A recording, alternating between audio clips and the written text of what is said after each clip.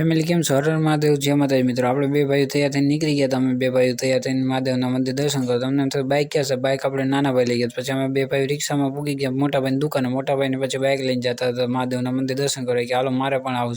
પછી જો કેરા રસોર મહાદેવના મંદિર જવાનો રસ્તો આવી ગયો. તો ન્યાલી પછી જો રસ્તો હતો, વ્યૂ હતો મસ્તીનો. વરસાદ નહોતો આવતો, ધીમો ધીમો આવતો જેવો તેવો. મહાદેવના મંદિરે પૂગી ગયા. પછી આ મંદિર આપણે પૂગી ગયા. આ મંદિર છે જૂનવાડી ટાઈપ મંદિર છે અને આનો ઇતિહાસ બહુ જાણવા જેવો છે.